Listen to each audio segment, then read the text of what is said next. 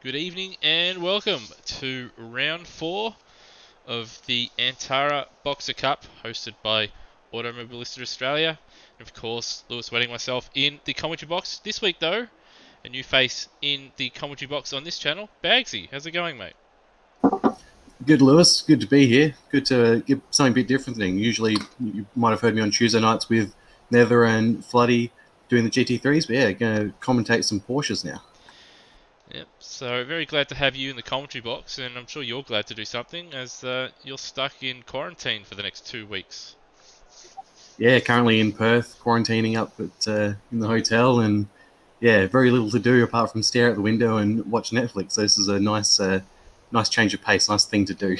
Yeah, nice little break, and hopefully the racing tonight is nice and entertaining. It has been in the first 3 rounds of the series, so hopefully once again we've got some good racing for you to commentate over.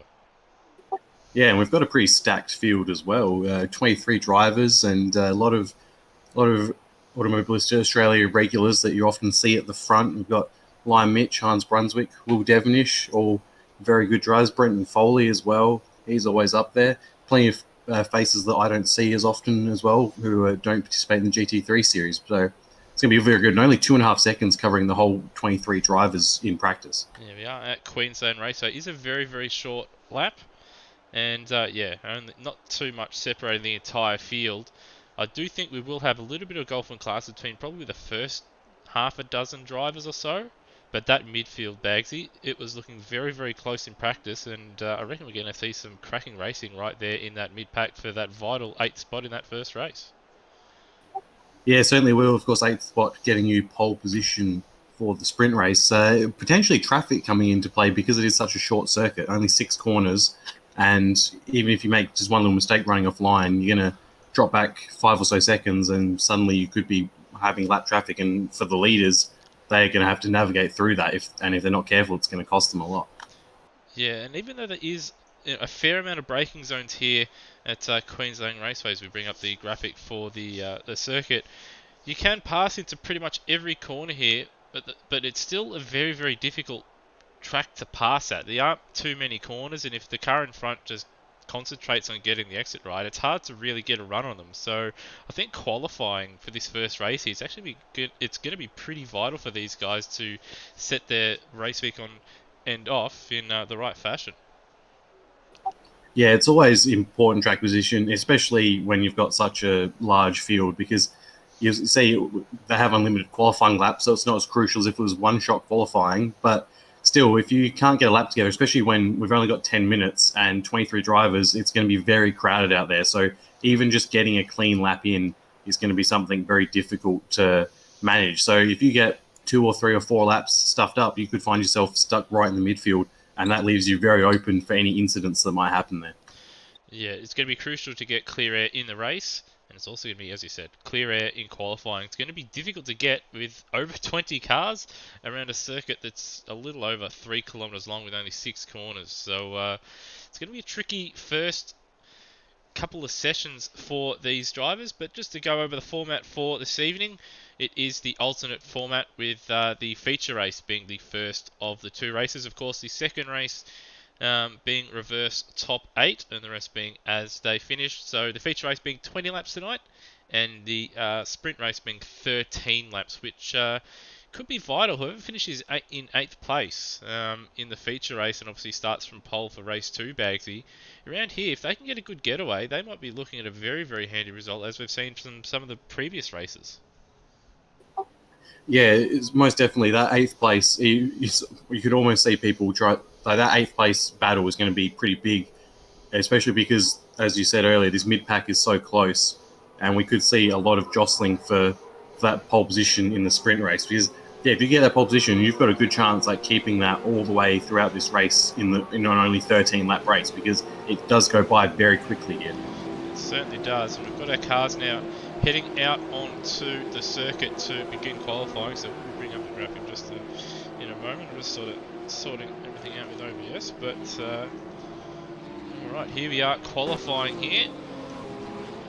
Pretty much everyone's just jumped out straight away here. We'll try to jump to some of the form setters here. So Luke Roselli, our championship leader, He's in a massive pack of cars, so his first lap is not going to be ideal unless he slows down, which he could balk a couple of guys if he does that, or if he just manages to drive through these guys before the end of the lap. That's the problem with this track, is that there is really not a way to slow down and everyone to get the space that they want without traffic backing all the way back around to the person on the fast lap. And you don't want to be getting in the way of people on fast laps, because not only will you potentially be getting penalties handed out later post-race to the next race, you will be having some very angry people who might want to give you a bit of car park debrief after. Yeah, maybe a little bit of that going on. Hopefully it doesn't happen, but qualifying now underway. About just over 8.5 minutes to go for these drivers. Unlimited laps here in qualifying. We'll ride on board actually Luke Rosella here on his lap. We'll have to adjust the HUD here so it brings up the timing at some point. But he set the fastest time in all the practice sessions with a 1:08.2, which is about a 10.5 faster than Will Devonish, and Turmo was quite quick as well there at P3 in practice as well. So we could see a little bit of a jumble up grid, but certainly be very, very tight here at the top. It's interesting the way this track's laid out with the sectors as well, because the first sector marker is essentially right in the braking zone for turn 3, and you can see some deceiving sector 1 times, because if someone could be really late on the brakes into turn 3 and then completely overshoot the corner, but they'll still set a purple first sector. So it's one of those things that can be a bit hard to go on. It's a bit of a unique situation here. But Luke Rosella is about to come across and set his first lap time. And he's got a 1:08.5, so he goes to number 1 by a 10th and a half. Yeah, 10th and a half over Lion Mitch. So good start from Lion Mitch in this one. As in the background, got Brendan Ross there off the road on the inside of turn 2. Got Lion Mitch just up a little bit in sector 1 here in this lap, but that using the curve like that and losing the rear end, I don't think it's going to help this lap all that much. Bulger now in P3. He's 6/10 off, so a bit of a gap between first and second, but we still haven't seen Will Devonish, Brenton Foley, Hans Brunswick and the like set a competitive time just yet. Despite that slide there, Bagsy, why Mitch too far away and within striking distance of Rosella's time here. Yeah, he's done quite well to recover this lap time, and it's going to be interesting to see how he goes. He's going to get a little bit of a slipstream here from lock up ahead. So as he comes across the line, he's still just shy. He's beat his PB by 0.02 of a second, but still a 10th down. A purple middle sector from Redmond. His first sector wasn't too good in this one. Rosella on this lap, purple first sector, competitive second sector, and he improves to 1:08.252, which is the fastest overall time that we've seen so far. So setting the pace, and we've also got Tim Redmond now up into P3 after that last lap. So good effort from him. Bulger in P4, Brunswick in P5. Looks like he's getting ready to start another lap. It's going to be interesting to see how people tackle it. We've seen both Lime Mitch and Luke Rosella go back into the pits to refuel and get fresh tyres, but a lot of other people are just going out and continuing to bang out laps, and that could be a difference between people who just go and chuck a lot of fuel in and just go lap, lap, lap, lap, lap, and try and make their last lap the fastest one, versus people who go and do a couple of stints with the lowest amount of fuel possible and a little bit of extra and better tyres. We've had Will Devonish now jump up into P2, but back on that, I did notice in practice that a number of drivers, I don't know if they're on race runs or just sort of half tank runs, but I did notice that a lot of the drivers were actually setting their fastest times on their third lap. I don't know if they just needed a couple of siders on their runs, or if it was just a thing with the tyres, maybe the pressures weren't quite up to their optimum range, but a lot of the time drivers on their third lap setting their personal best, as Burko now improves by 0.7 to P6, so good effort from him so far. Got Brendan Ross is also up into P5. Bulger improves once again up into P4. Just having another look around as well. Looks like Brunswick ordered his last lap. Got Turmo now up 0.4 on his own time here in the middle sector.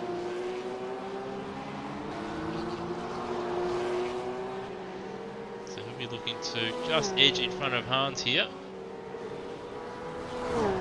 And he does by 0.3 of a second into P8. Also got a couple guys in the guest cars down the back straight there. They've got their lights ablaze, so they're on qualifying laps. Problem for them though, they've got a lot of cars in front of them. So Nathan Higginson, one of them. So he's jumping in for a run, and he's got another guest car behind him. Just trying to figure out who that is in the orange and white machine. That's Dane Liccardo. Just hearing that Foley has a vehicle tow glitch, so he's going to have to unfortunately start from the back of the grid. That is a shame. Hasn't had an ideal season so far. He's just hoping to bring in a team championship with Will Devonish, but he should provide some good entertainment though, Bagsy. With starting from the back of the field, we should see him putting on some good moves throughout the race. Yeah, should see him absolutely scything through the grid. Be interesting to see if he can make it all the way up to 8th place. That'll be his first goal in the race to get there, so he can have a decent chance in race 2. Because if you think he gets to 8th, there's every chance he'll just absolutely run away with that race, with the sprint race. Yeah, if he can just get away nicely, certainly. P8, and it is an achievable goal. It is a lot of cars, but if he can get away nicely, and those first couple of laps, nice and consistent in the mid part, he should be able to get that. Lion Mitch now, he's up on his own time, and he's also purple in the first sector. He's rounded turn 4 nicely here, compared to his last hot lap here. So Lion Mitch here looking the goods, but he's run a little bit wide there, and that's going to compromise him just a little bit. He's still up though. Yeah, it's going to be very close. Hans Brunswick's just fired on into 4th place as well, just ahead of Steve Bolger by 0.3 hundredths per second. So out of the last corner goes Lion Mitch, and he does improve, but his final sector not quite good enough. There's about 2.5 minutes to go, so he'd want to leave the pits pretty quickly if he wanted to get a couple laps in. And the biggest thing can be finding a gap though, because there might be a little gap potentially behind, I think it's Ujrik Mishra, but yeah, it's going to be very difficult to find. He's leaving the pits right now, and in fact he does have a little bit of space behind him here, so he just backs off. He should be okay.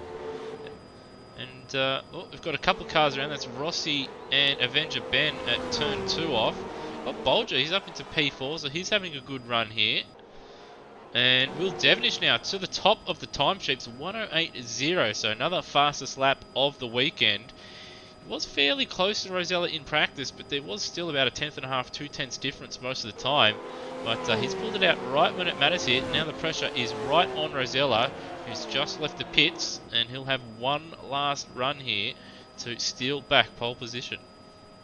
Yeah, the pressure's all on him there to try and get that done. Devonish is going faster again, though, through the first sector. Bit of a wiggle, though. He's a 10th up again, so he's really trying to secure that pole position. And, yeah, clearly left a bit in reserve in practice and kept his powder dry a little bit there. Yeah, probably just running a little bit heavier on fuel. He's lost a bit of time in the second sector. I don't think he's going to be able to pull 2 tenths back. He does have Burko in front of him. Probably won't get in his way, but he's not going to. With these cars, they don't really have any kind of slipstream, so he's not really going to pull that back. So he's going to gear up for another lap. Yeah, it's a good call. It's giving a bit of space to Burko as well. So I'm just trying to see who else is on a lap at the moment. Oh, Bolger, he's not too far off his personal best in Sector 1, but he's right behind Hans Brunswick, who's just left the pits. I don't think Hans is actually going to get around to start his lap with 25 seconds left. Tim Redmond on a lap as well. But Burko, another one on a lap. Devonish about a 10th away in the first sector. Rosella now, he's approaching the first split. And he's up on his own personal best here, but he's going to need to find a little bit more time in Sector 2 and Sector 3. Devonish about 3 tenths away in the second sector here. So he's not really going to improve unless he absolutely bonsais the final sector. So Rosella just fighting the steering wheel a little bit on the turn-in.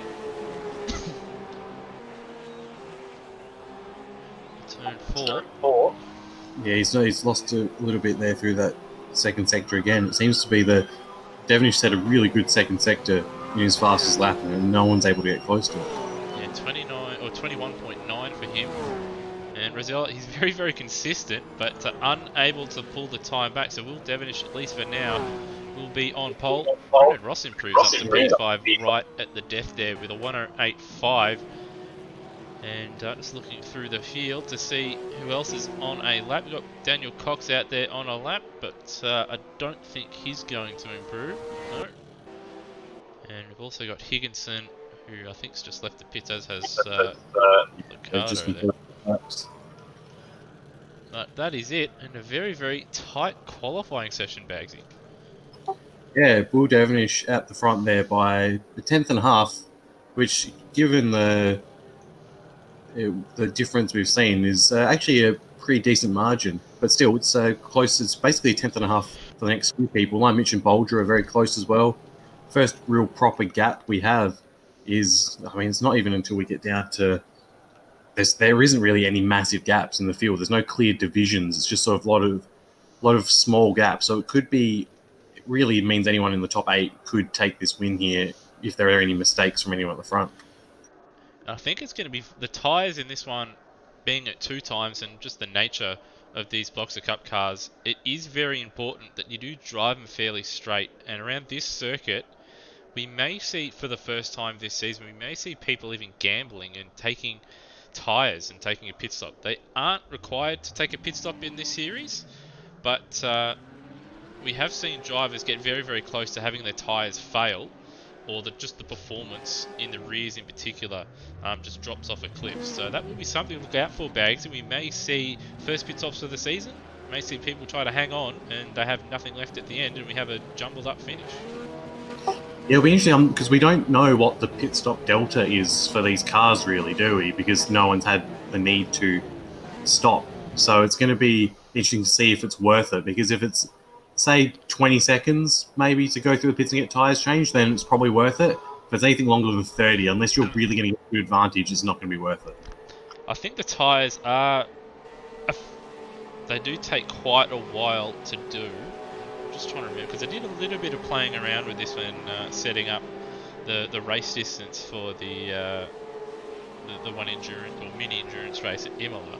So I think the tyres will be a fairly long pit stop, but at the same time you don't want to end up in the fence or with a puncture because you've just worn the tyres all the way out. So we could see that come into play. The rear left here does take an absolute battering, and being rear engine as well, it makes it even worse for these cars. Yeah, so much weight over those tyres, and yeah, you're right, those left rears are absolutely going to get demolished. And it's one of those things, because if you pop a tyre here, if you pop it in the wrong spot, the time it will take you to get all the way around and then get into the pits is absolutely immense, and you'll drop to last basically no matter what point in the race it happens, because the track's just so short, you're never going to be in a position where you're not going to fall all the way back. Yeah, that's it. The time lost here, if you do lose any time, you do not get it back because it's such a short lap time. You might be a little bit faster than somebody, but as we've seen in qualifying, there's no real big spread of pace. So if you do have an off, your race is almost a write-off. So it's going to be very, very important for these guys to, I reckon early on, just to conserve a little bit of their tyres and perhaps even let drivers go just to make sure that they have something left at the end of the race. Yeah, and it's really hard to know as well, because the only time you really get to do proper race sims is in the practice session before the race actually starts, because you can do it offline before that, but you're never going to know exactly what the conditions end up being when you get loaded into the server. So those long runs aren't really a thing people focus on too much as well at times. Often in practice sessions, it's just about trying to hit those hot laps so you get a good qualifying, and the race sims can be a bit neglected. Yeah, that is the case. I'm just trying to sort out some things with the timing of the colours. So just bear with me here. I think it's actually going to sort out something. So stuff that but I'll have to leave and come back or something between the sessions. But we'll just try and quickly go over the championship standings here. So Luke Rosella leads the championship, 282 points, plays 267 with Will Devonish in second.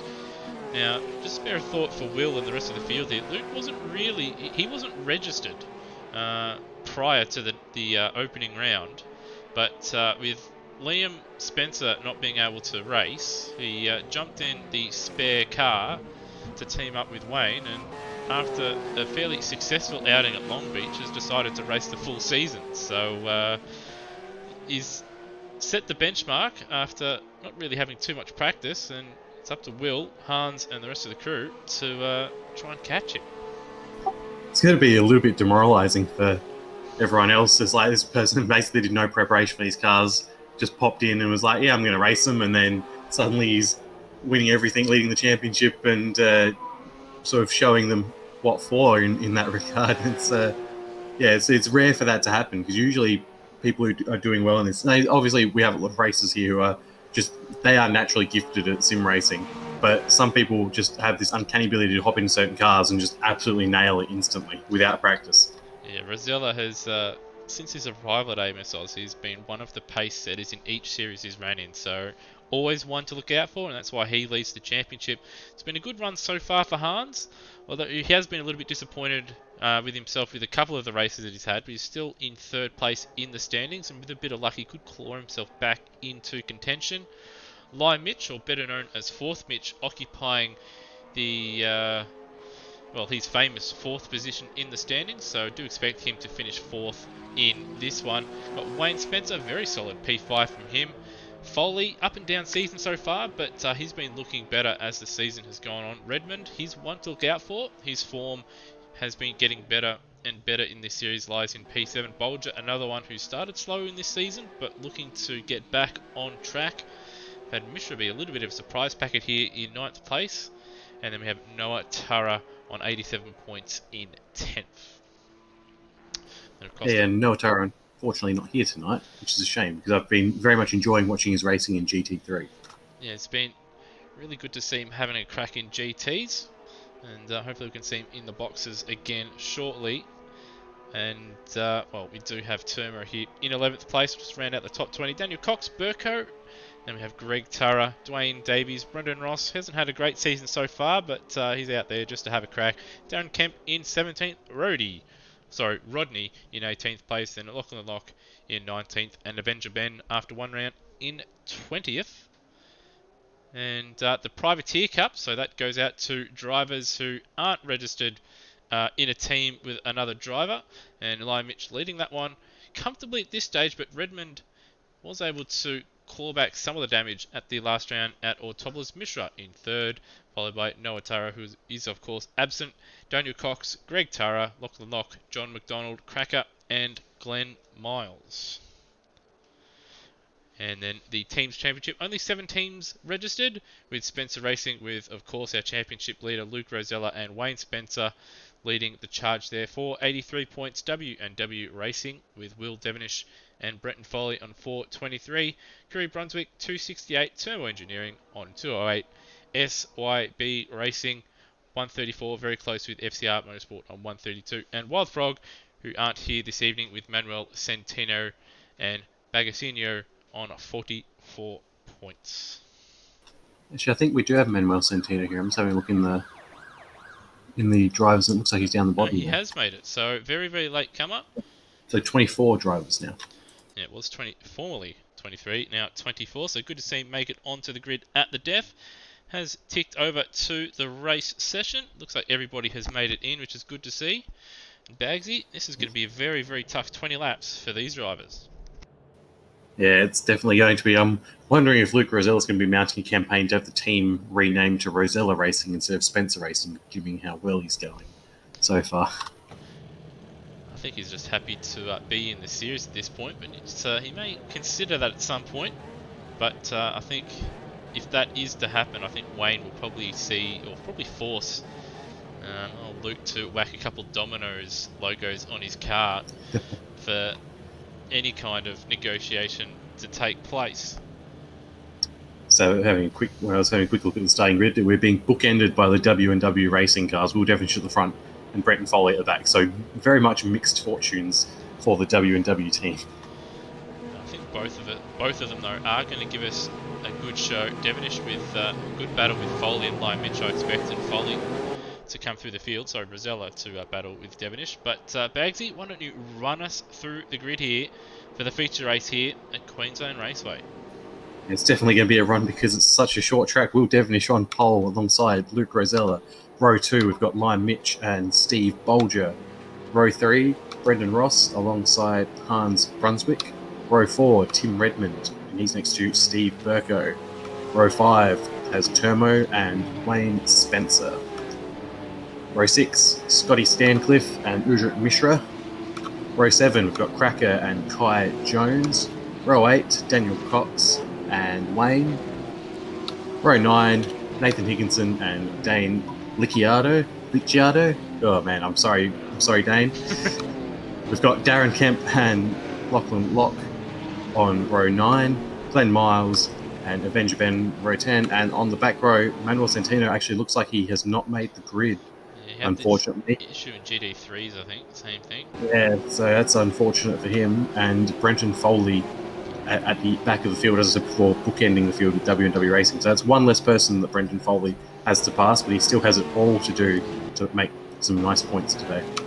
Yeah, now just having a look, we do have a couple of guest drivers out there this evening. So Dane Licciardo has just recently signed up with Nathan Higginson, of course, of the is making the early 90s to early 2000s V8 mod coming out. So he's giving it a crack, which is good to see. So there is a couple of the grey and orange guest car racer cars out there. Kai Jones is one of them, and he's got Stancliffe in the third, so that will be a little bit confusing for us. I will try and get one or two of those guys to change cars to some of the other guest cars, so we can tell them apart. But the drivers now starting to form up on the grid, but Will's going to be waiting just a little while here as Foley, his teammate, just rounds the last corner now. Yeah, he'll be hoping Foley gets a bit of a wriggle on there. A couple of stragglers getting into their grid positions, but we're all set. So here we go. Drivers now look like they're just about formed up. I think someone may be just out of position and they don't know it, so we may have to wait 60. No, here we go. Lights are on. Away we go. Looks like Lion Mitch got a really good jump. Ross looks like he had the best start of all the front runners. And they're going to go 3 wide into turn 1. Lion Mitch looking to move up into second, and he does do it. Devonish drops down from pole position down to third place. But Rosella into the lead. And then it's Lion Mitch, Devonish, Brendan Ross, Bolger and Brunswick. And the F3 games down the back straight begin, and we've got Avenger Ben off in the back there. He's in the fence. Hopefully he can get that car going again. But all happening here at the start. Yeah, well, Devonish just got horrific wheel spin off the line there, and straight away Lion Mitch absolutely went for it. There's big contact between Devonish and Mitch there. He's wanting to get that position back as soon as he can. It's not happening on this first lap. But yeah, Rosella and Lion Mitch, perfect launches, and Devonish's wheel spin really cost him there. It's very willing in the midfield from what we've seen so far. A number of cars running wide at the exit of turn 3. But Rosella now coming up to the final corners. Will Devonish just shows the nose at the final corner, and further back they're 2 and 3 abreast with Cracker, Wayne and Foley there. So Foley is up a couple spots. He's up to 17th already. But Rosella leads after lap 1. A little bit of gap now over Lion Mitch, who's I think a little bit more preoccupied with the Vodafone car in his mirrors. Yeah, definitely is. Oh, there's big contact between Stancliffe and Ujrit Mishra, and Stancliffe's around, so that's unfortunate. Oh, he's almost gone on the back on the track, and that was very close. Everyone's avoided him though, luckily. And it's another position for Foley as well there. We saw Tim Redmond as well, was getting a bit of freight trains, and lost a couple of positions that he gained off the start, unfortunately for him. So Stancliffe maybe just caught out a little bit from Mishra under braking there, just had to send it up the inside. I've had Avenger Ben come into the pits as well, and Centeno has retired. Rosella in the lead, Lion Mitch doing his best, holding on to second. Got Brendan Ross there after his fantastic start, sticking to them as well. Then we've got sort of the second group with Bolger heading that one, and Hans Brunswick, followed by Wayne Spencer. He's got Burko right behind him, and Redmond's had an start. He's down a couple spots. Yeah, that was bit of a gap, and then Mishra. Redmond's was in 7th place, but Wayne Spencer had a very big dive in turn 3 and just sort of used Redmond for his braking a little bit, shoved him out the way and took the position, and so that meant Redmond lost the position to Burko as well, so he'll be a little bit aggrieved by that. And as I mentioned, the fastest lap of the race, so he was 3/10 faster than Rosella on that last lap, so he's only a couple of tenths behind him, so he's trying to make a race of it here. But as we cut to him, he's actually lost a little bit of time in the first second. Will Devenish having a look up the inside of turn 3, which gives him the space. But he will hold on, but he has run a little bit wide there. And got Rosella, a lag spike there. He's disappeared. Hopefully he's not out. But yeah, he's just...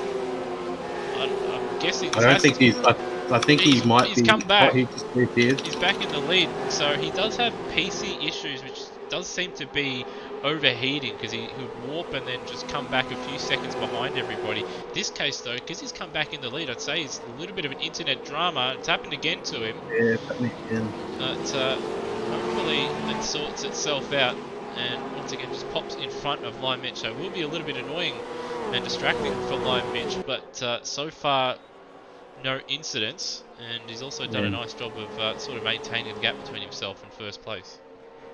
Yeah, and what we don't want is, we have seen it before where the car will disappear and then it will reappear on the track again further back, and unfortunately someone else will also be occupying that space, and it doesn't generally go well for anyone.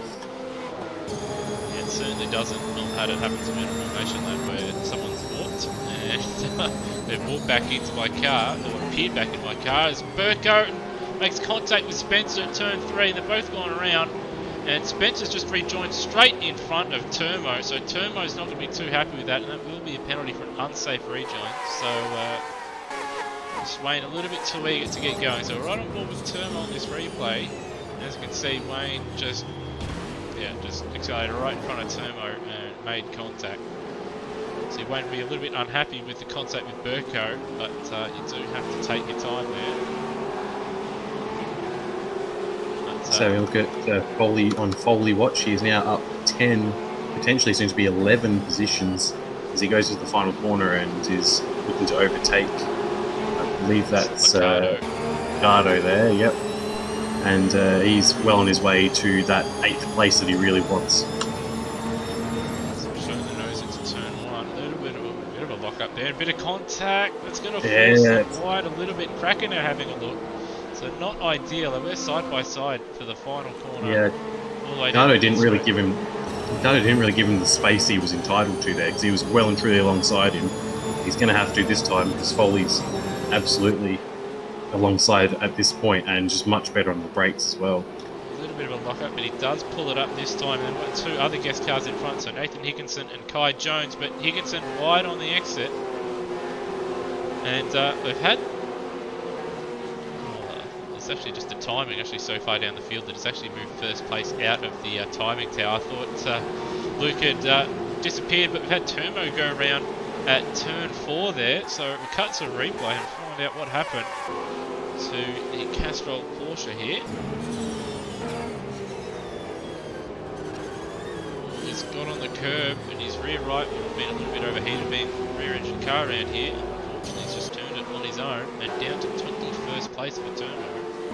The race has gone from bad to worse after that contact with Wayne Spencer, and then that spin has really not helped his chances. We've got Devenish making a move on Devenish. I think we just caught the end of Line Mitch making a mistake at exit turn 2. Line Mitch is going to try and go the up and under into turn 3, but he's not quite close enough, and Devenish now into P2, and he's going to try and set his sights on Rosella and put him under pressure. So Line Mitch down to 3rd. Brendan Ross doing a nice job here with that little bit of battling going on. He's just hanging on both to the car and to Lion Mitch there, and he's wide again.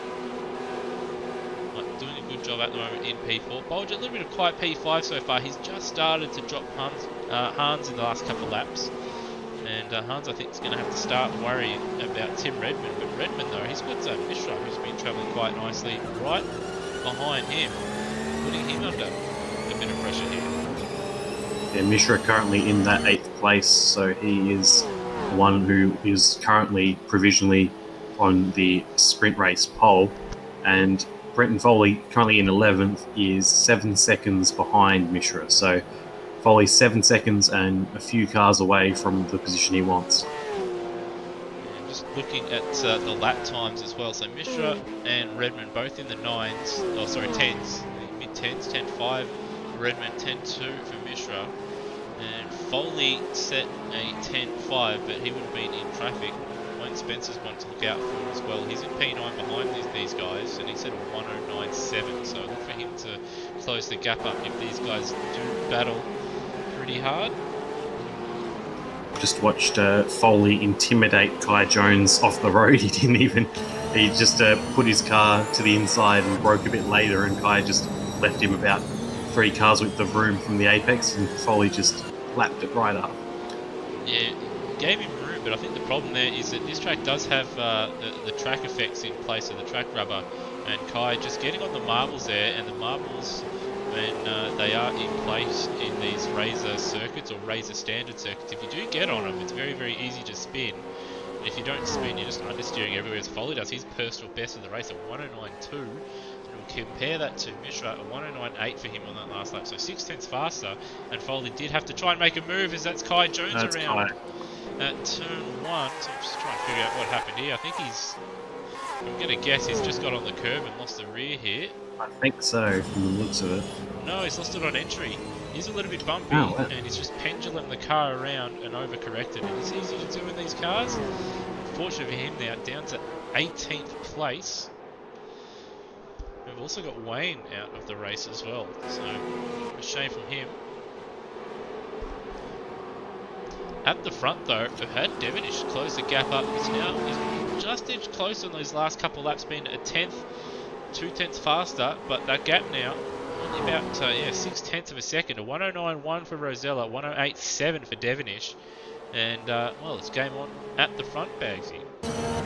Yeah, you wonder with that, because like I said just then, he's about 2/10 a lap faster, but is that enough to be able to reliably make a pass around here? You'd think it'd be difficult because these are spec cars, the only difference is setup. So it's going to come down to Luke making a mistake, I think. I'm not sure if Devonish has the raw speed to straight up pass him. Speaking of mistakes, Will did make a slight one on the exit of turn 2. Ran a little bit wide there, so he's dropped a couple tenths. But yeah, these things being obviously spec cars, it does mean that it's a little bit more difficult to pass. And at the same time, these cars can't actually change too much in the setups either. So for the most part, they're almost identical. There may be slight changes to roll bar and tyre pressures and maybe brake pressures, but that's about it. As you see, And look, line difference between Rosella and Devonish into the final corner. Rosella taking that wider line, while Devonish just hugging the inside of the middle. yeah, and Rosella was a 10th faster on that lap. These two are very evenly matched at the moment, so advantage currently with Luke Rosella just because he has the track position. It's going to be interesting to see what the tyre wear is doing between them as well, but from the looks of it, it is also very similar amounts of tyre wear. So this could come down to who is better on the worn tyres and who's able to maintain that consistency. Yeah, I think that will be the deciding factor, because we will see cars be very, very unstable towards the end of this race. Speaking of unstable, the back end of Foley, they're going through turn 2, all kinds of sideways. Managed to hold on. It's a natural state for Foley, though. It is, but you don't want to be sideways around this track in this car in the feature race where you need your tyres to last 20 laps. So he's going to have to taper a little bit. He's just moving all over the place trying to distract Wayne. Wayne, he just wants to get a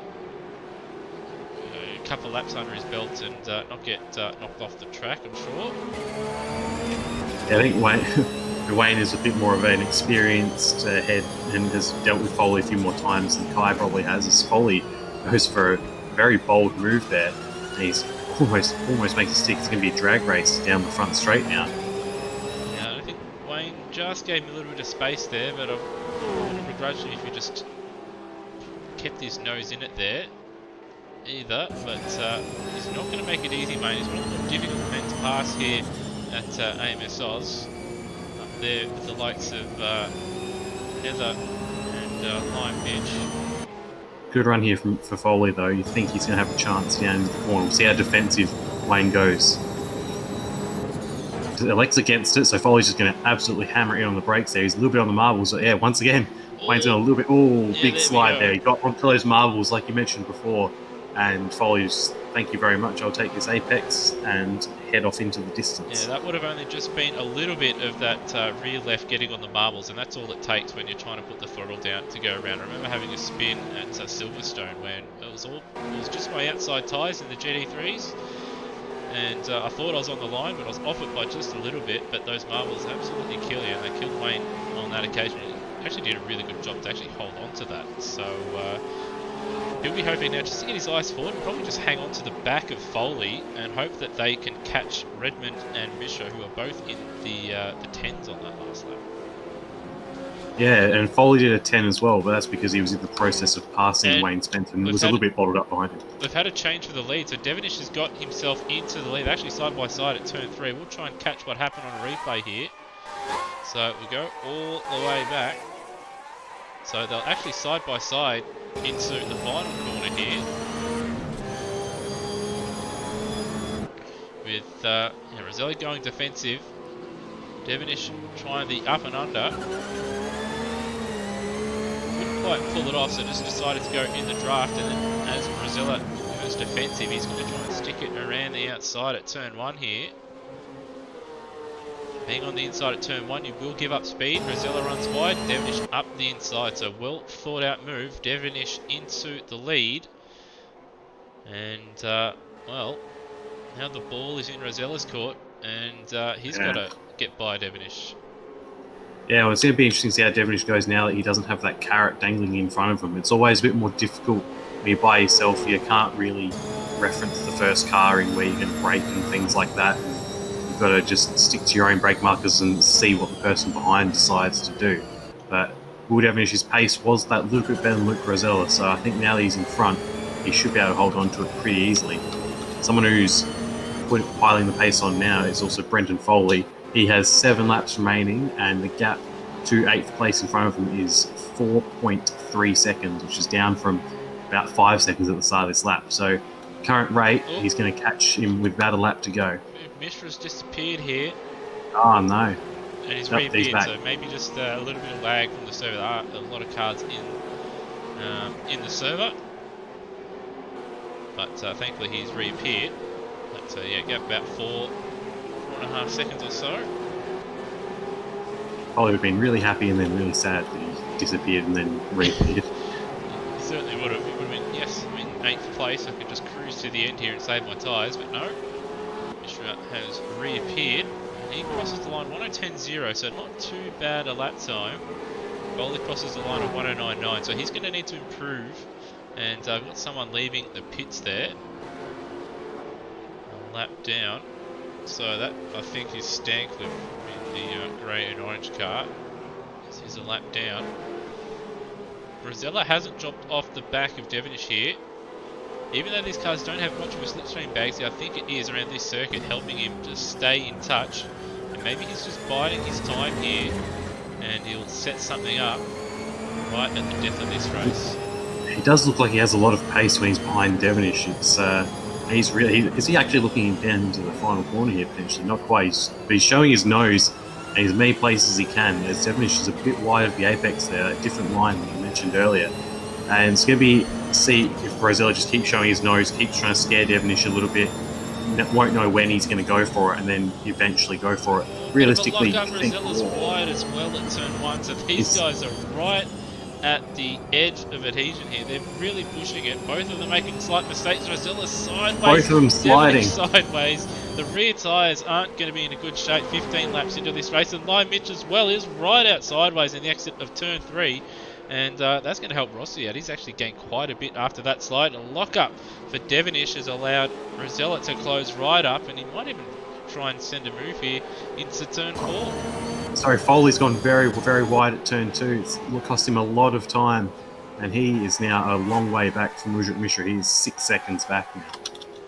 Yeah, so just cut to replay. He's just pushed too hard on the exit of turn 1, maybe a little bit of lag, but then he's just oversteered mid-corner at turn 2, And, well, he's off in the boonies. He's kept it out of the fence, but the job now to catch Mishra, it's going to be nigh on impossible, I'd say, unless there's a spin or two.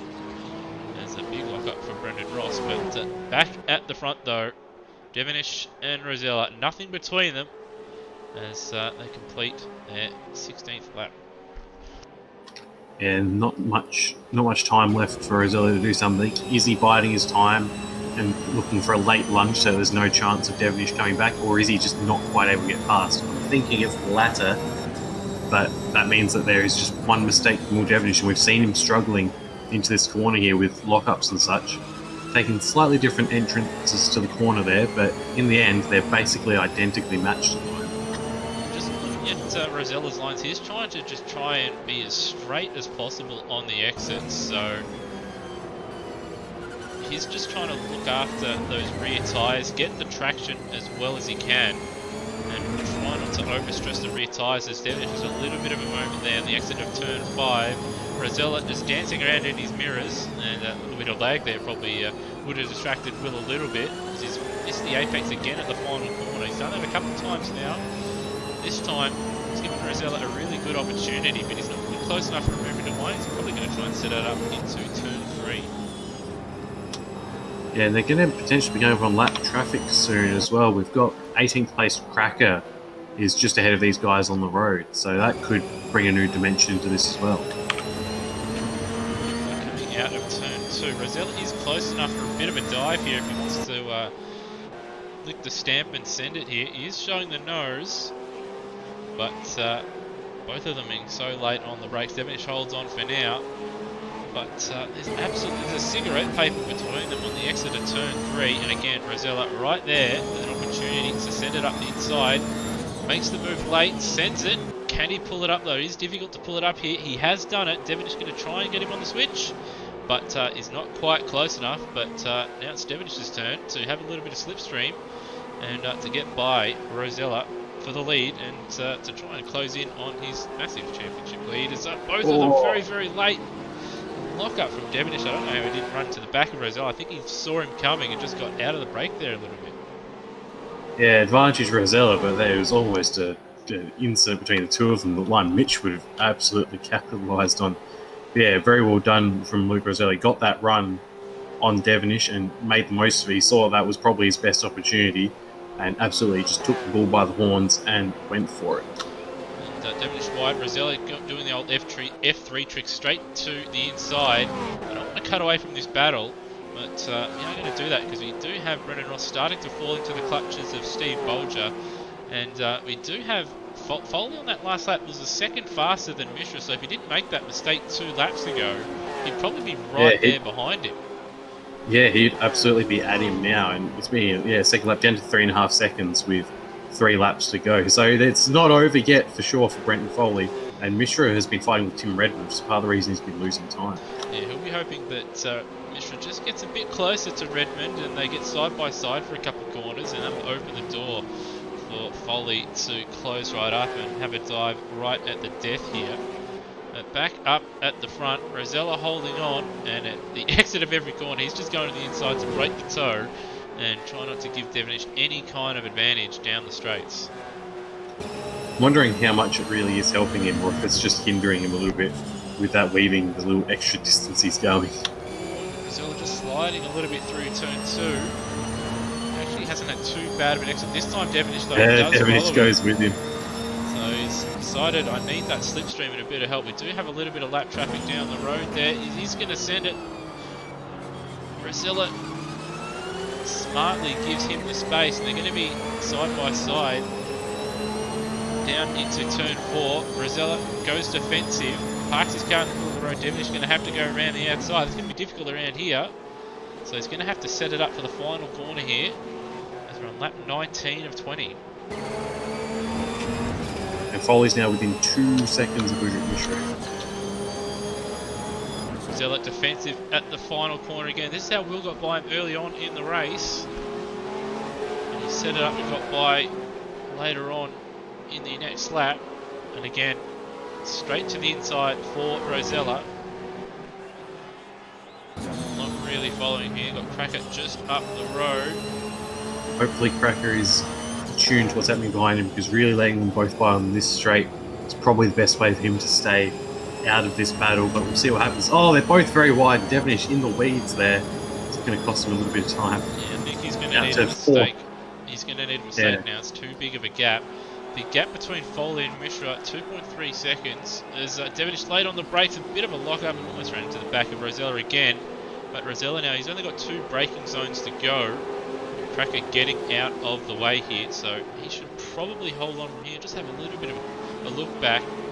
And Redmond and Mishra are still close together, but probably not going to see a move done there. Foley's locked up at he's just trying to gain so much time.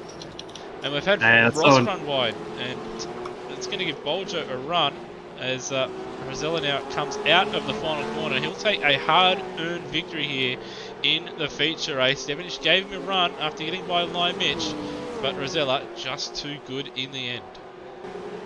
And Lime Mitch comes across to complete that podium. Brendan Ross is going to hold on to 4th place despite that mistake at the end, followed by Bolger. Hans Brunswick with a very anonymous 6th place there. And then Tim Redmond holds off Mishra, and in the background Foley, unfortunately not quite enough. If it wasn't for that mistake, he would have quite easily got 8th place and probably 7th as well. So a bit unfortunate for him there. And Wayne Spencer rounds out the top 10. A fair way ahead of 11th place Darren Kemp, who's just going on the final corner now, but I believe a penalty heading for Wayne Spencer. We'll see. Obviously the unsafe rejoin, but Darren Kemp P11. Higginson will finish, Nathan Higginson in 12th place, so good effort from him in his first race. Burko had some issues that we didn't see in that one that dropped him down the field there, so he finishes in 13th. Lock in 14th. Nice effort from him. Daniel Cox in 15th, with Ricardo and Turmo having a photo finish across the line. That was very close. With just trying to have a look at the timing there. Ricardo got him by 0.02 of a second. Yeah, very, very close between those two. And then Cracker in 18th, Len Miles 19th, followed by Kai Jones in 20th. And then Avenger Ben and Stancliffe, the last 2 of the finishers, with both Wayne and Manuel Santino the only retirements.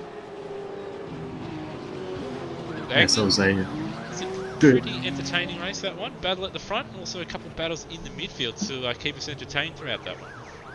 Yeah, it certainly was. And Brenton Foley coming through the field, and we said his aim was 8th and just fell 1 position short, which is such a shame for him, because that would have put him in a very good position for the sprint race. Sadly, he's going to have Luke Rosello and Will Devonish directly ahead of him, so that's going to make it very difficult for him to advance. But it's good for us because it means that we're going to have another fast driver mixed in with Devonish and Rosello. It may not be the worst thing in the world for him either. He may have those faster guys just sort of plough the road in front of him, and if he can just stick by them, he may be able to sneak spots when they get by as well. So it's not the worst spot he could start, but yeah, he would have been certainly hoping just to cut out those couple mistakes and finish in 8th place and give him the best opportunity to pick up a win in the sprint race. But still, solid effort to come from the back and finish in 9th place in such a big field around such a small track. Yeah, it certainly was, and he made the most of pretty much all the opportunities in there. Just overdrove a little bit at the end there. We've got our podium place getters who have joined us in the chat, and Mr. 4th Lime Mitch didn't finish 4th, came 3rd. Wasn't the busiest race for you, Mitch, who's sort of a bit lonely towards the end. They're just sort of watching the battle in the distance between Devonish and Rosella. Yeah, I seem to have I was all right in the first, 8-ish laps, and then kind of Luke's pace started to. I couldn't keep up with it anymore, and then Will got past. So after that was quite a quiet race. How'd you go with tyre wear towards the end of the race? Or something that we mentioned earlier on the broadcast. Was it becoming a factor for you again, or because you were fighting with people? My tyres were pretty short at the end. Both left sides were in the rear, in the red, and I think the left rear was at about 10-15% or something like that. Yeah, it's going to be starting from 6th in the sprint race. How do you think you're going to go going through the field there? What are your aims for the sprint race? Try and get most of it done in the first lap, because after that I think it's going to be pretty hard to pass, especially with the tyre wear, even though it is a bit shorter. Good job on the third place. Second place, Will Devonish, who had an excellent battle with Luke Rosella. We saw a fair bit of sliding towards the end there, Will. How bad were you for tyres at the end? Yeah, pretty average. We found a setup that didn't really matter if the tyres were shot or they had full meat on them, but yeah, just towards the end, you just get that little on power kick in the back end, which sort of lose all the momentum you worked up for the mid corner, especially turn 1 and 2. So yeah, not a bad race, quite enjoyable actually. So yeah, looking forward to the next race. Yeah, we saw in the dying laps there when Luke was behind you, he seemed to be showing his nose to you in every corner. Were you expecting him to have a go into turn 4 like he did, or were you thinking turn 3 was more likely? Yeah, so I think my own arrogance got to me with that one.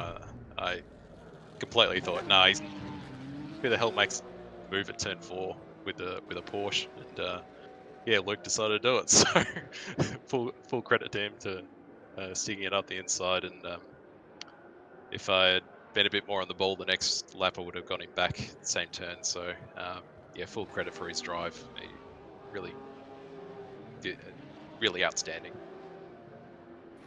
Thank you, Will, and a very good second place. And speaking of the person who makes the move at turn 4, we've got Luke Rosella right here. And yeah, like I said to Will, we saw you showing your nose at every corner. Was the turn 4 move planned, or was it more of a move of opportunity? Well, it wasn't really planned, to be honest. He got a bit of a bad run out of turn 3, and I'll let him practice that if you just overstep your braking marker into turn 4, you're gonna oversteer out of the corner. But I was like, you know what? I couldn't see myself actually passing him. He had pretty good pace, and it's pretty hard to overtake here. So I was like, oh, you know what? I'm gonna go for it, and it paid off. And I could see he was struggling a bit with his tyres towards the end there, and a bit of lap traffic as well. But yeah, good to hold on and get another win.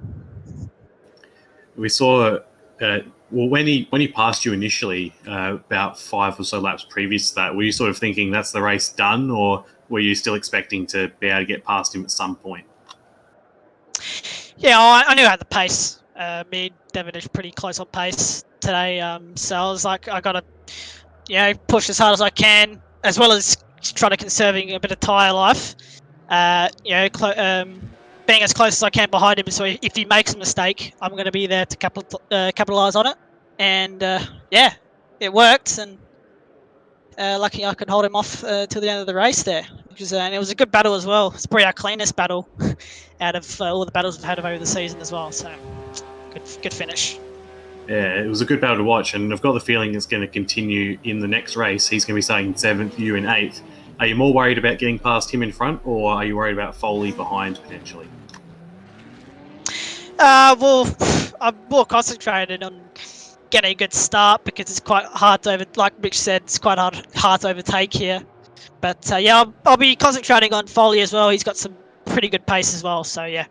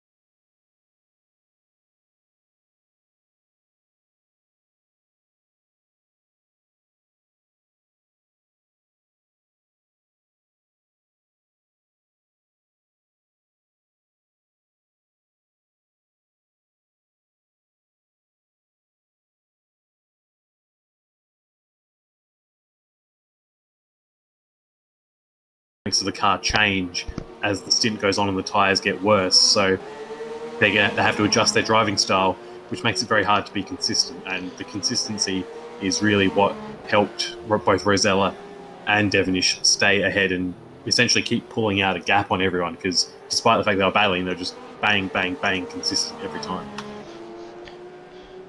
Yeah, so I think the first, as Lime Mitch I think alluded to, the start is going to be very, very vital. We have seen in these races in the past that even if there is these, I wouldn't call them slow, but certainly not these, the guys in the midfield that do end up picking up the reverse top 8 pole for the second race. We have seen those guys end up going on to take really good results and being difficult to pass at the end of races, because these cars, they're not the easiest cars to pass with. This track itself isn't the easiest track to pass with. So if these front runners do want to take a win, Will Devonish, it's important for him to get a really good start here and just finish ahead of Rosella. If he can do that, get up to maybe 4th or 3rd place, best case scenario, I'd say 3rd place, barring some kind of incident for the front runners in front of him. If he can do that, he'll give himself every opportunity to get a win. But if he's only up a spot or two, it's going to be difficult, I'd say, for whether it be Devonish, Rosella or anyone in that mid-pack to sort of fight their way through and by the end of the race have good enough tyres to hang on, but also fight their way to the lead. Yeah, and it is going to be about those tyres, because we saw how wild people were getting towards the end. Especially we saw Foley, who had to pass a good 15 people in that race to the end. His tyres were so shot. Part of it was always he was just diving into these corners to try and gain as much time on Misha as he could. But still, it's the end of this race is going to be so challenging. It's a good track in terms of that tyre wear, because there's so many traction zones and you ruin your rear tyres, but you still have to get traction in those zones, so it's quite good.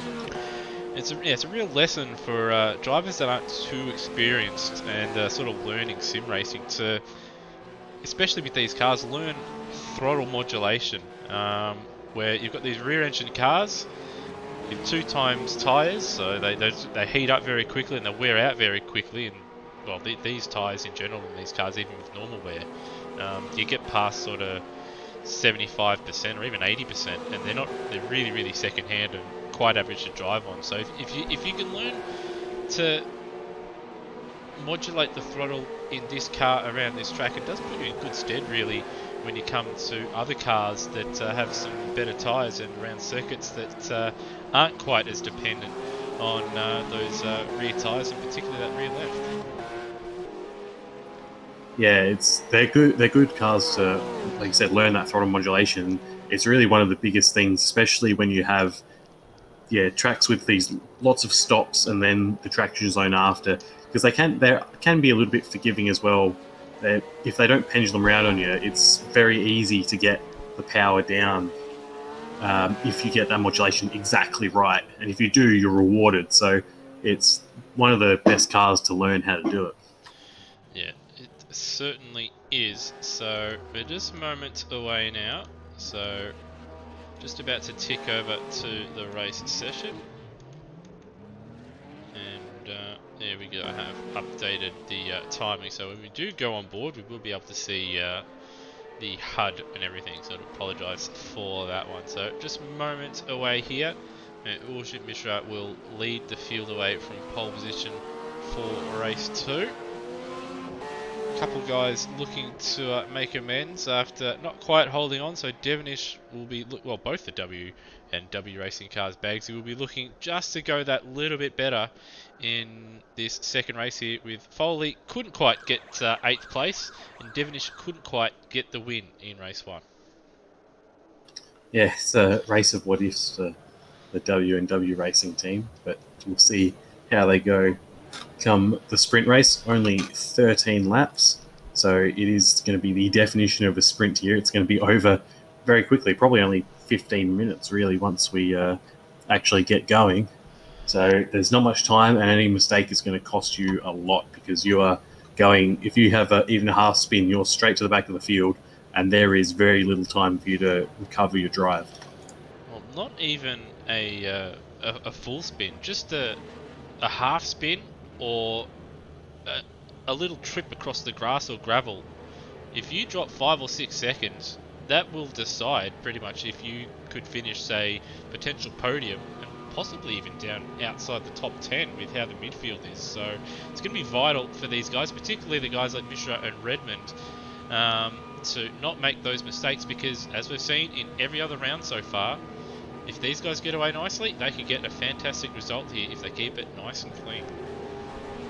Yeah, and we saw that when Foley had his little off outside of turn 2, that could cost you, if that happens on the first lap, that could cost you 7 or 8 positions. It certainly will. And here we are. We're underway here for the formation lap. Bagsy, once again, why don't you roll us through the grid for race 2 here from Queensland Raceway. Alrighty, Ujrit Mishra starts on pole here after 8th place, and not so much holding off Foley, but forcing Foley to have to push so hard that he took himself off. Tim Redmond in second, battle resumed between these two. Hans Brunswick in third, has a good shot at the win here. Steve Bolger in fourth, Brendan Ross in fifth, Lime Mitch in sixth, Will Devenish seventh, our last race winner Luke Rosella in a W&W sandwich. He is the and in W&W at the moment. Brenton Foley in ninth, Wayne Spencer in 10th, his Domino's Porsche. Darren Kemp in 11th, who actually had a pretty good race. I'm not sure where he started in race 1, but he definitely gained position, did quite well. Nathan Higginson alongside him in the guest car. Steve Burko in 13th, with Locke in 14th. Daniel Cox starts in 15th. Dane Ricardo in 16th. Turmo in 17th, he'll be looking to improve after a pretty horrific race 1. Cracker in 18th, Glenn Miles 19th. Kai Jones also in the guest car in 20th. Venge Ben in 21st. Scott Scantcliffe is 22nd. Matt Cecil was joined for race 2. He's starting in 23rd. And Manuel Santino has managed to make the grid this race. He's not had an internet issue, so he'll be starting from the rear of the grid in 24th. So 24 cars ready to go. Yeah, certainly good to see Santino able to make the start from this one, and hopefully everybody can get away nice and cleanly as they all form up on the grid.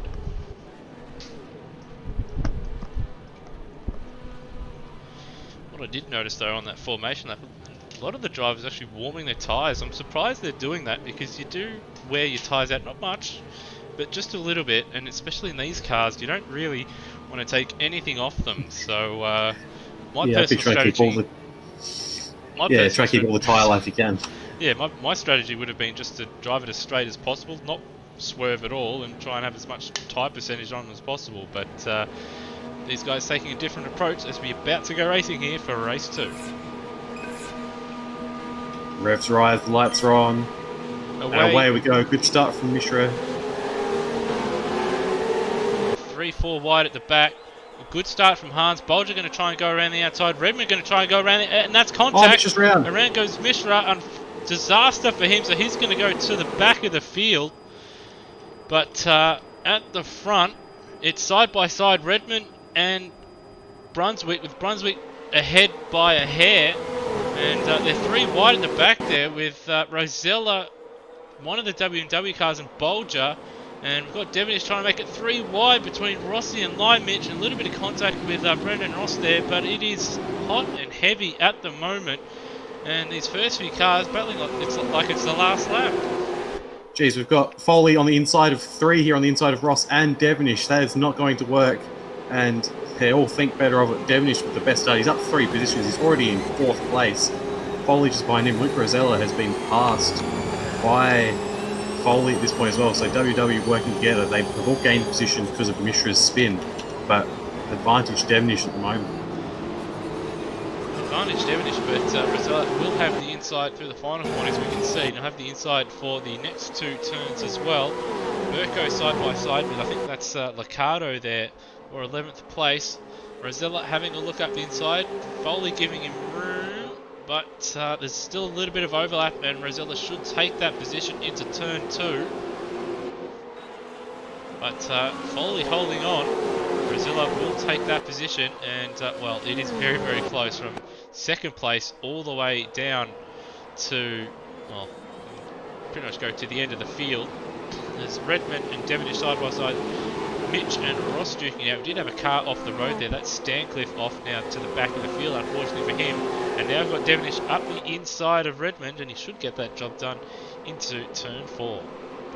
He felt the overlap, bit of contact there. Redmond turned in, mustn't have realised Devonish had gone in, but no real damage done to either car. So now Will Devonish absolutely in the box seat. He's already up to second on the second lap, so up 5 positions. And he's run straight into the back of Hans Brunswick. I do not think he was expecting him to break where he did. And only one car between Devonish and absolutely running away with this one. Got by Mitchell, so right on the back. Tim Redmond, Rosella's there as well. He's just got by Brendan Ross. They've got a little bit of gap to Foley, who's got Bolger right behind him, and Spencer recovering after being honked off the circuit by Burko in race 1, and then having a little bit of incident with Turbo.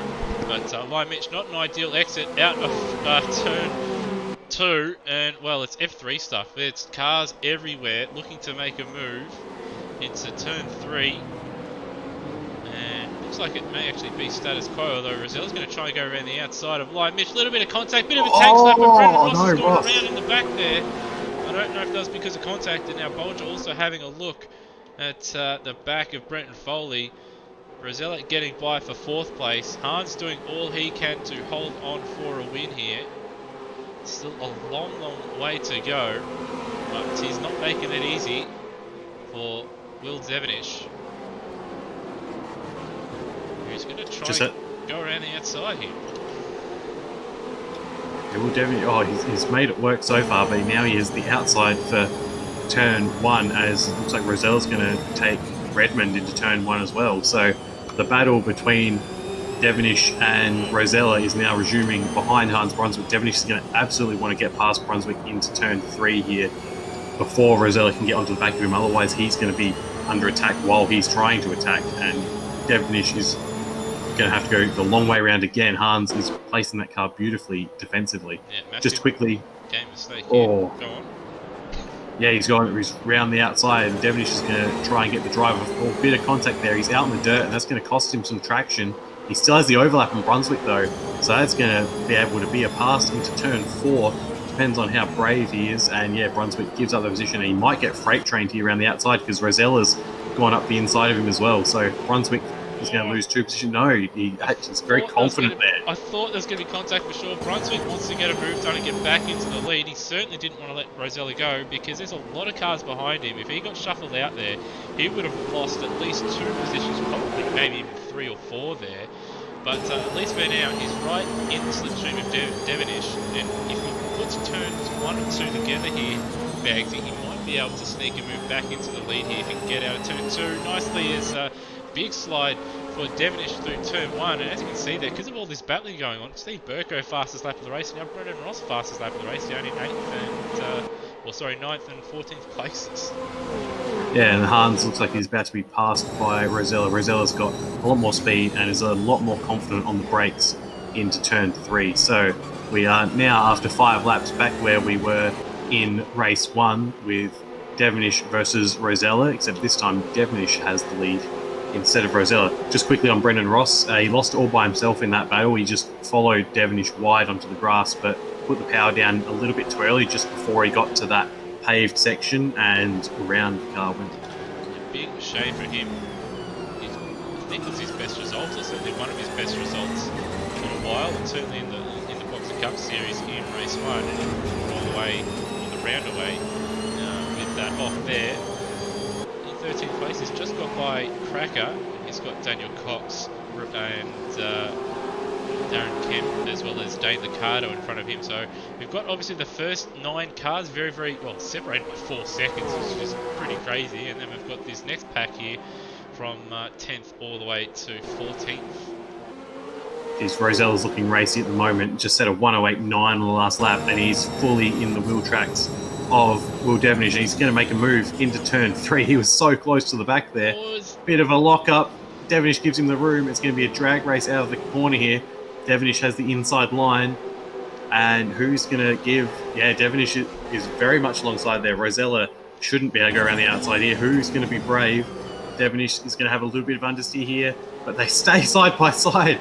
through turn 4, and Devonish gets it through He's going turn to look for the 5. switchback here, Rosella. He's going to have the slightly better exit. Devonish is going to have to go defensive. And I tell you what, it wouldn't have been hard in this situation. If these guys continue battling hard here, he could steal both places if these guys make contact and run a little bit wide. So he'll be hoping they can continue to battle for the next couple of laps and they bring him back into play, or that they run each other off the road. So after that, with that battling, that cost Rosella half a second. But if he continues on with that kind of battling, we may see these guys drop further into the clutches of Brunswick. There's a big slide as Rosella clips the curb there. You don't want to do that at turn 2. He did a good job saving it, but it's cost him any chance of getting a move done into turn 3. People are getting moves done. Brenton Foley is trying to go around the outside of Tim Redmond into turn 3, and it looks like he's going to make it happen because he's got the overlap and he's going to have the inside for turn 4. So very well done from Foley there, and Lyman just looking to buy into that as well. So you see Luke Roselle's having a couple of little glitches there. But yeah, still only 5 seconds across the top 9. Bit of contact between, I think it was Lime Mitch there and Tim Redmond. Also had Bolger and Wayne Spencer duking out at the back of that pack as well. But yeah, Lime Mitch just came in very, very deep. Setting up the inside, a bit of contact with Redmond there. He's able to get by, but I don't think Redmond was too pleased with that. And Spencer gets by Bolger now, so he's back up to P7, recovering nicely. His nemesis from race 1 there, not too far away. Bolger there in P9. But a nice, consistent, solid lap from Devonish. Has seen him just edge away now, 9/10 of a second. And Rosella, as we saw, a couple of mistakes on that last lap means he's fallen into the clutches of Hans, who's done a really good job here, Bagsy, of just edging away from the pack behind, and sort of sticking with the leaders as well. Yeah, he has done well to distinguish himself from the other people battling for these podium positions. We see Foley is probably the only one who's going to be able to give him any trouble, because he's been cutting through the field slowly, a lot slower than Devonish and Rosella did. But yeah, that 1 second gap with only 5 laps to go is very valuable to Devonish. It gives him the opportunity to make a couple of minor mistakes, a couple of little slides into corners, and not have to worry about immediately being pounced on by Rosella. And it puts the pressure on Rosella as well, because he has to get a wriggle on and try and bring this gap down, which means he's more likely to make a mistake as he's pushing. And if he does that, he's going to lose the position to Hans, who has he's keeping his position very well for a potential second or even win if something happens between these two ahead. Yeah, Devonish personal best on that last lap, 109, might as well be 109.1 there. But again, just a little bit faster, not by much, but still a Whole little 4,000ths of a second. a little bit faster than Rosella. Rosella had got that gap down to about 7/8, but just the run out of the final corner. So I think Devonish there. We've got Burko around. Burko, yeah. So disaster for him. What's he done here? I think he maybe just came in a little bit too hot and he pendulum. Yeah, I think so. Although, because of the massive gap between these two packs, he's only lost 1 position from that. Yeah, that's exactly what he's done. He's come in too hot. He's got on the brakes when the car's a little bit sideways, and that's all she wrote. He's actually not too far behind Brendan Ross either, who's recovering after his early trip through the boonies. Oh, Wayne Spencer's had a half spin as well. He's lost a position to Bolger now. Well, he's side by side with Bolger actually, so it's not a done deal yet. He finally dropped him, and now he's going to have to get by him again. So he went very, very late on the brakes, and he's trying to avoid making major contact with Ryan Mitch. So yeah, he did a good job of avoiding major contact. Ryan Mitch is actually very, very smart to also see him coming in his mirrors and just open up the steering. Had Hans on that last lap, 1:10. So it looks like these tyres for a lot of these guys starting to fall off a little bit. There's Hans now under pressure from Brent Foley in 4th place, with Rosella still maintaining that gap. He's brought it down a 10th, but he's going to have to, well, as I say that, he's actually brought that down to 6/10 as he runs a little bit wide at turn 2. And Foley tries a deep dive on Hans at turn 3. Just cut to a little bit of a replay of that manoeuvre. So there's a fair way back here. I think he's just missed his braking point maybe by 10 metres. Yeah, suddenly he's all the way down the road. And way further back, he's actually got by Bolger again, so he's going to try and chase after Lion Mitch in P5. The gap at the front though, once again, at 6/10 of a second. is 0.6 of a second, first and second. Only a 10th difference in their lap time. So Rosella is definitely there or thereabouts, and it's by no means over. We've only got 3 laps remaining, including one we're currently on, as Rosella is really sliding that car. But because of this sprint race, they're really able to push these cars very hard. They don't have to worry about tyres at all, but it's still going to be very, very close to the end here, and poor old Hans Brunswick is still under 5 per quality. Yeah, I think every position pretty much in the top 9, actually the top 10 really, everyone could change at least one position, so it's certainly not over yet. Obviously Devonish and Rosella battling for the lead, and then we've got Brunswick, Foley battling for the final step on the podium. Hans doing all he can, been under fire all race long. He's done a really good job, but still got a couple laps to go. Line Mitch, if a bit of contact happens ahead, he could steal a position. And Spencer as well, not too far ahead of Bolger, with Redmond not too far away either. As a little bit further back, Ross runs wide, and that's going to allow Burko up into 9th spot. Also got Kemp and Turmo battling out. Cracker in 13th. Cox, Mishra, Stancliffe, Locke, Higginson, Matt Cecil, Ricardo, Miles, Santino with Kai Jones and a bench Ben out of this one. Yeah, Mishra hasn't done too bad to end up where he is, to be honest, considering how he spun at the first lap. He's recovered decently. We've got Foley and Hans side by side down the straight. Hans not really giving Foley too much room there, putting him on the grass. He wants that podium position. Foley getting the job done up the inside at turn 3. Hans now has to get the move done. Foley straight to the inside. Hans, you're going to have to go around the long way, my friend.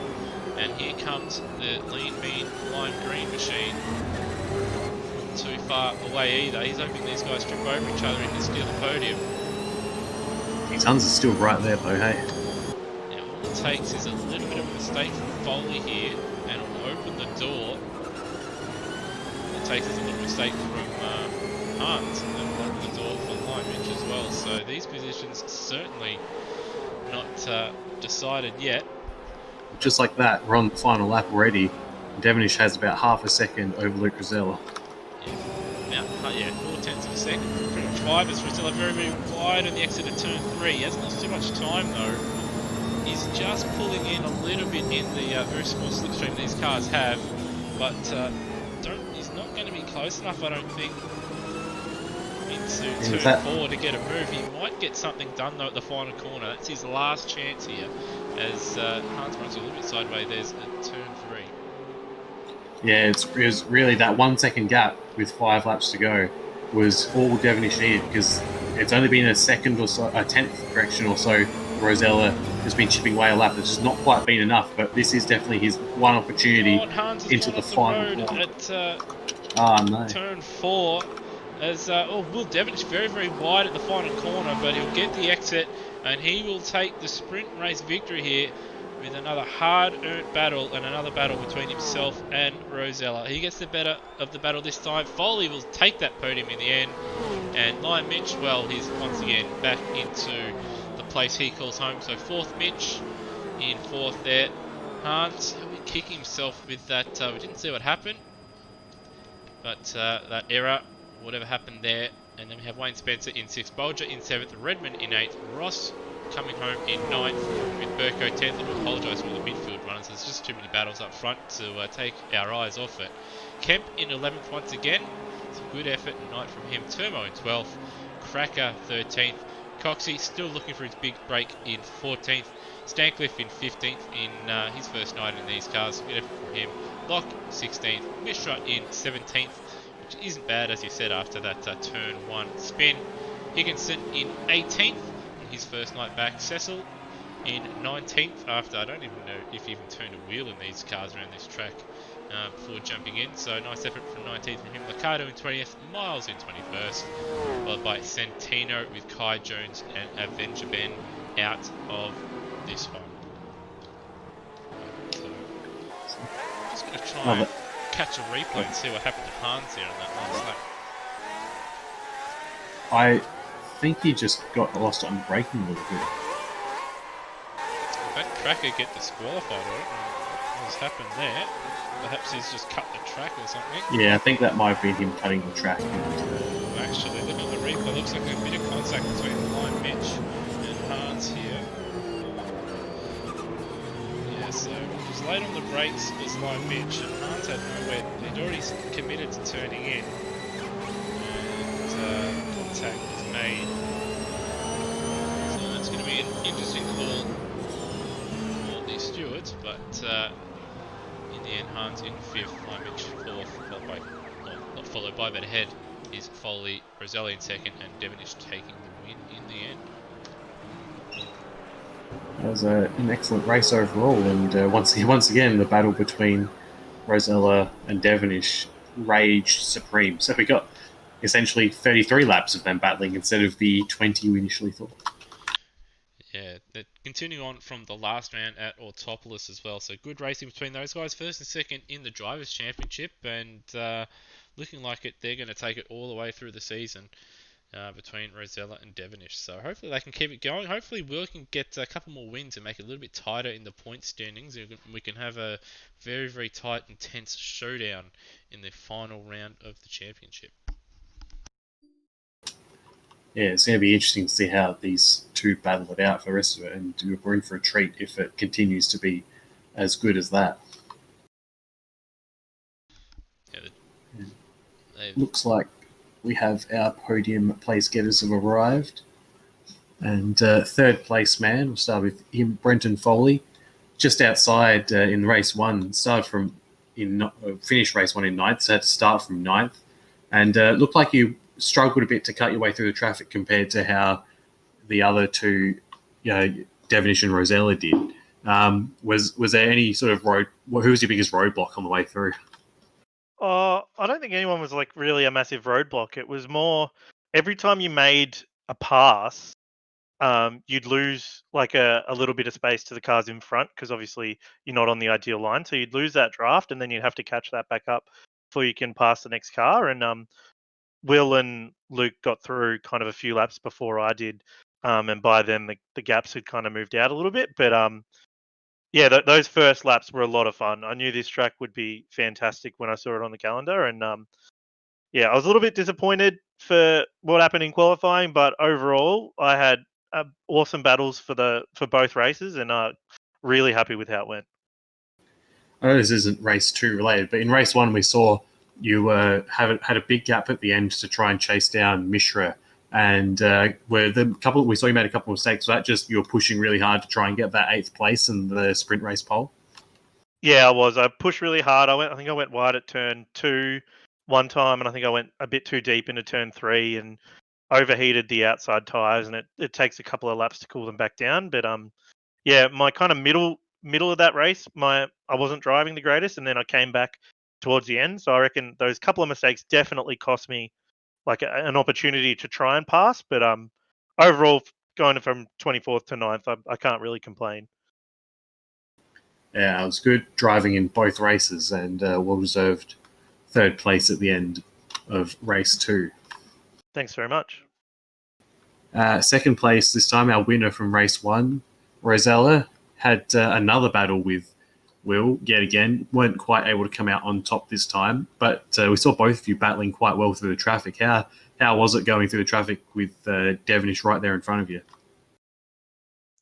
Yeah, it's quite action-packed as always in the reverse grid. Yeah, just made the most of every pass, and you could see Devonish getting held up a bit by Hards there. So I was like, yeah, I gotta get a move on now. And I got past Redman, and then I think it was Lime Mitch, I think.